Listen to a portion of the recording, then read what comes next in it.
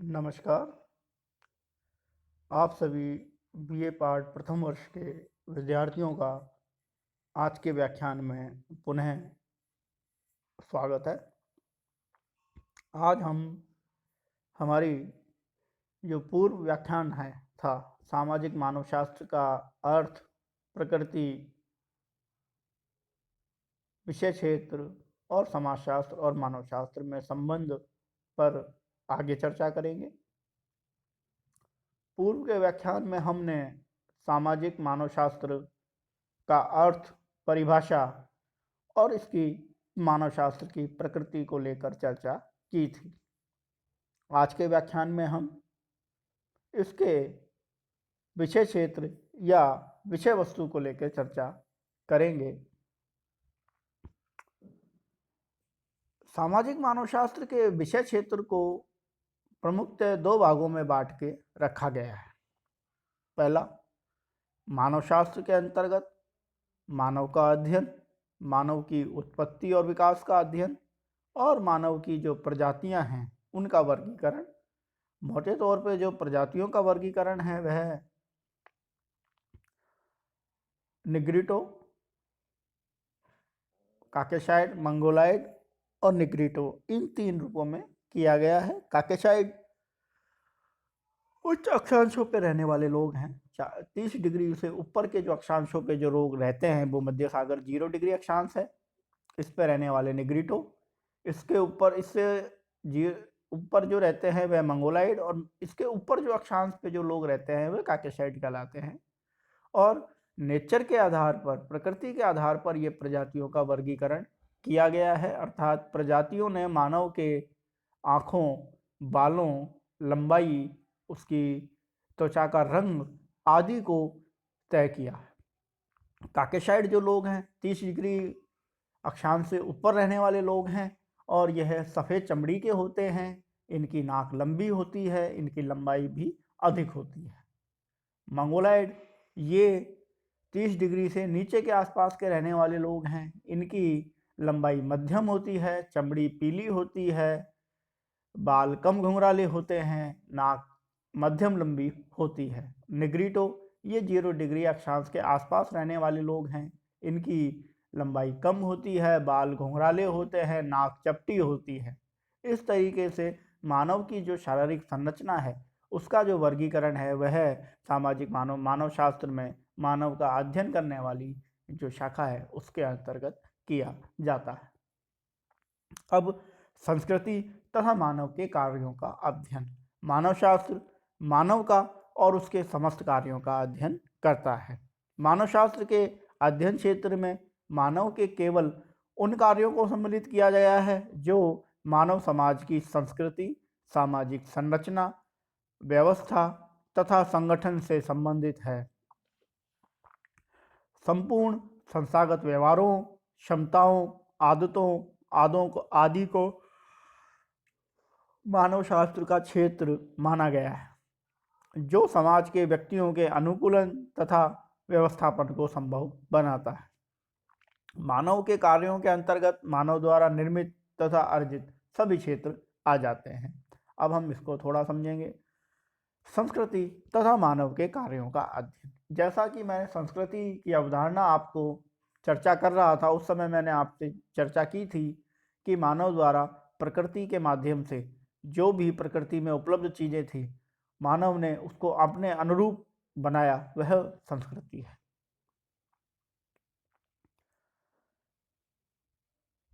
और मानव की इस संस्कृति के अंतर्गत मानव के जीवन की सभी तरीके, आदतें शामिल होती हैं। मानव जब सोता है तो वह भी उसकी संस्कृति का भाग होता है। सो के उठने के बाद वह जो कार्य करता है वह भी उसकी संस्कृति का भाग होता है। उसके विवाह, उसके परिवार, उसके नातेदारी के संबंध, उसका सामाजिक व्यवहार, सामाजिक संस्थाएं, सभी उसकी संस्कृति से जुड़े होते हैं। इन्हीं सभी का अध्ययन सामाजिक मानवशास्त्र के अंतर्गत किया जाता है। अर्थात सामाजिक, आर्थिक, राजनीतिक, धार्मिक व्यवस्थाओं की उत्पत्ति और विकास और संरचनाओं और कार्यों का अध्ययन सामाजिक मानव शास्त्र के अंतर्गत किया जाता है। मानव शास्त्र के अध्ययन का क्षेत्र बहुत व्यापक है, क्योंकि यह विज्ञान इन व्यवस्थाओं तथा संगठनों का प्रागैतिहासिक, प्राचीन तथा वर्तमान सभी कालों में अध्ययन करता है। अर्थात मानव शास्त्र एक बहुत व्यापक विषय वस्तु वाला विषय है। इसके अंतर्गत प्रागैतिहासिक काल, प्राचीन काल और वर्तमान सभी कालों के समाजों का अध्ययन किया जाता है। मानव की उत्पत्ति, उसका विकास, उसकी शारीरिक संरचना का अध्ययन किया जाता है। मानव शास्त्र में संस्कृति का अर्थ बहुत व्यापक है, अतः एक अलग से अध्ययन की इकाई सांस्कृतिक मानव शास्त्र के अंतर्गत रखी गई है।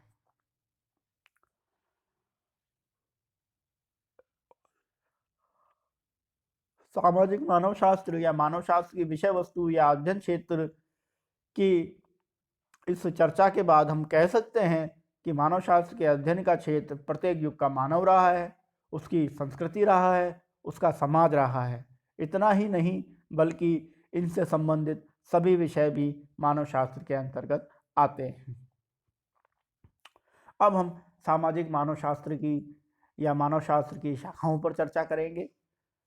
रॉल्फ पेंडिगटन, जो एक माने हुए सामाजिक मानव शास्त्री हैं, उन्होंने मानव शास्त्र की शाखाओं को दो भागों में वर्गीकृत किया है। पहला भाग ये कहते हैं शारीरिक मानव शास्त्र। इसके अंतर्गत मानव की शरीर की उत्पत्ति, विकास और संरचना का अध्ययन किया जाता है। दूसरा सांस्कृतिक मानव शास्त्र। इसके अंतर्गत मानव की प्रागैतिहासिक, प्राचीन और सामाजिकता का अध्ययन किया जाता है। एस.सी. दुबे ये भी माने हुए समाजशास्त्री हैं।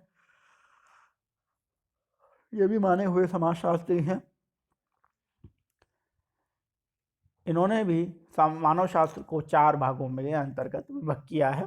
पहला मानव विकास, ह्यूमन डेवलपमेंट। दूसरा है शारीरिक नृतत्व अर्थात शारीरिक मानव।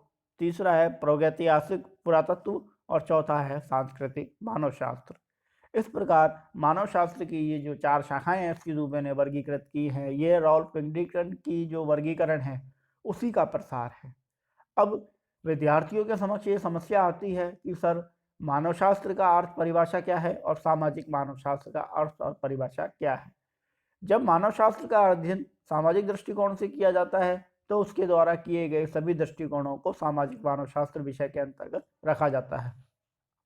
सरल दृष्टिकोण में, आपके समझने के दृष्टिकोण से मैं यहाँ आपको बता दूं कि जो सांस्कृतिक मानव शास्त्र, जो मानव शास्त्र की शाखा है, उसे ही हम सरल रूप में सामाजिक मानव शास्त्र कहते हैं। इसके अंतर्गत मानव के द्वारा किए गए कार्य अर्थात संस्कृति और सामाजिक व्यवस्था का अध्ययन किया जाता है। अब हम समाजशास्त्र और मानव शास्त्र के मध्य संबंधों पर चर्चा करेंगे। सामाजिक मानव शास्त्र को समाजशास्त्र की एक शाखा माना जाता है, जबकि कुछ विद्वान मानव शास्त्र की शाखा मानते हैं। अर्थात जो सामाजिक मानव शास्त्र जो अपने आप में एक शाखा है, कुछ विद्वान इसे समाजशास्त्र की शाखा मानते हैं, कुछ इसे मानव शास्त्र की एक शाखा मानते हैं। अतः यह विवाद स्पष्ट करता है कि सामाजिक मानव शास्त्र वह विज्ञान है जो मानव शास्त्र और समाजशास्त्र के पारस्परिक घनिष्ठ संबंधों को स्पष्ट करता है। अर्थात इस विवाद के माध्यम से यह तो स्पष्ट रूप से तय होता है कि ये जो सामाजिक मानव शास्त्र है, यह अत्यंत महत्वपूर्ण विषय है और इसी के कारण मानव शास्त्र और समाजशास्त्र के मध्य घनिष्ठ संबंध भी उभर कर सामने आते हैं। क्रोबर ने समाजशास्त्र व मानव शास्त्र को जुड़वा बहनें कहकर संबोधित किया है। अर्थात ट्विन सिस्टर के रूप में क्रोबर इन दोनों विषयों को मानते हैं। अर्थात इन विषयों में क्रोबर का कहना है कि बाह्य तौर पर कोई भी अंतर देखने को नहीं मिलता है।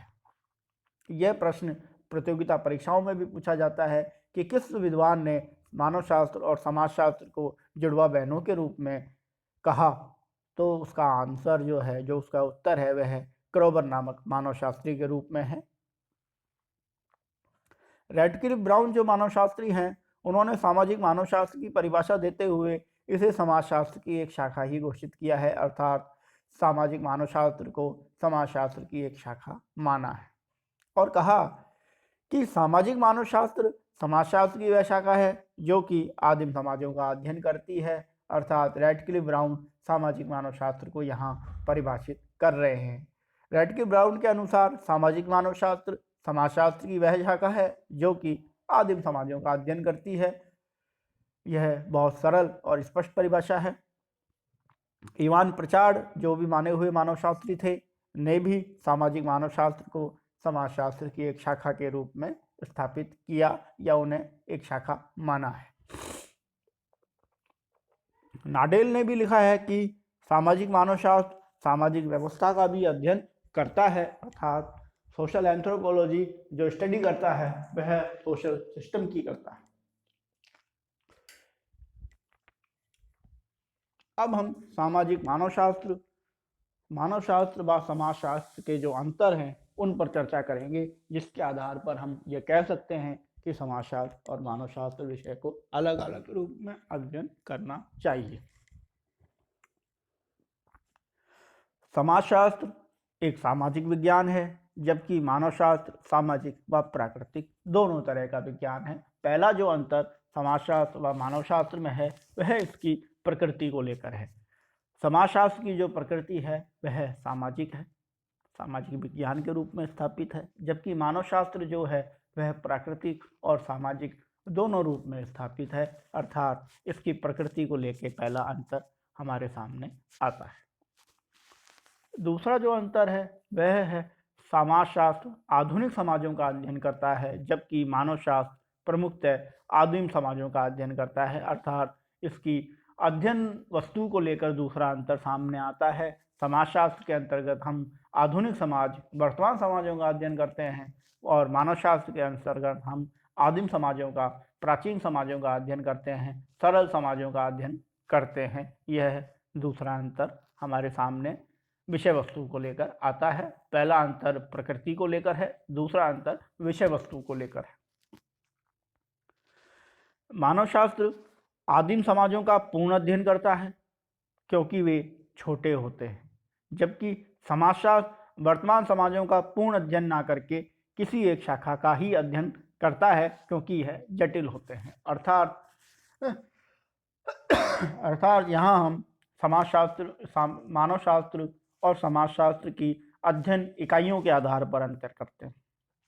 मानवशास्त्र में संपूर्ण इकाई का अध्ययन किया जाता है, संपूर्ण समाज को एक इकाई मानकर अध्ययन किया जाता है, जबकि समाजशास्त्र के अंतर्गत समाज की कई इकाइयां वर्गीकृत कर प्रत्येक इकाई का अलग अलग अध्ययन किया जाता है, क्योंकि वर्तमान समाज जटिल समाज है जबकि आदिम समाज सरल समाज होते हैं। इस आधार पर भी यह अंतर स्थापित किया गया है। चौथा और अंतिम अंतर है मानवशास्त्र का क्षेत्र विस्तृत और समाजशास्त्र का क्षेत्र सीमित होता है, अर्थात इसकी व्यापकता के आधार पर भी अंतर देखने को मिलता है। अर्थात मानवशास्त्र का जो अध्ययन है, जो अध्ययन क्षेत्र है वह बहुत व्यापक होता है, बहुत गहराई तक जाता है, जबकि समाजशास्त्र का जो अध्ययन क्षेत्र है वह मानवशास्त्र की तुलना में सीमित होता है। इस प्रकार हम ये जो चार अंतर हैं, प्रकृति का, विषय वस्तु का, अध्ययन इकाई का और गहनता का, व्यापकता का, इस आधार पर समाजशास्त्र और मानवशास्त्र में हम अंतर स्थापित करते हैं। आज के व्याख्यान के पश्चात आपका जो प्रथम यूनिट है द्वितीय पुस्तक की वह पूर्ण हो जाती है। इस इकाई में मैंने आपको मानवशास्त्र का अर्थ, प्रकृति, परिभाषा, सामाजिक मानवशास्त्र की परिभाषा, इसकी विषय वस्तु, समाजशास्त्र व मानवशास्त्र में समानता, समाजशास्त्र और मानवशास्त्र में जो अंतर हैं उनकी मैं चर्चा कर चुका हूँ। यह बहुत महत्वपूर्ण और संक्षिप्त इकाई है और इस इकाई से एक निश्चित बड़ा प्रश्न आपके प्रश्न पेपर में आता है कि सामाजिक मानवशास्त्र को परिभाषित करते हुए इसकी विषय क्षेत्र की व्याख्या कीजिए। और छोटा 8 नंबर का प्रश्न बनता है कि समाजशास्त्र व मानवशास्त्र में क्या संबंध है, समानताएं और अंतर हमें दोनों यहाँ आप बताने होते हैं। इस प्रकार 2 नंबर का जो प्रश्न बनता है वह प्रश्न बनता है सामाजिक मानवशास्त्र को परिभाषित कीजिए या मानवशास्त्र के प्रकारों का प्रकार बताइए। इस तरीके से जो आपका सेकंड पुस्तक की जो प्रथम इकाई है वह इन 2 व्याख्यानों में पूर्ण होती है। मुझे सरल इकाई है, समझने में सरल है। पुस्तक, मेरे व्याख्यान और नोट्सों के माध्यम से मुझे लगता है आप इसके नोट्स संधारित करेंगे, जो आपको परीक्षा में बहुत लाभ देंगे। आज के व्याख्यान में इतना ही। धन्यवाद।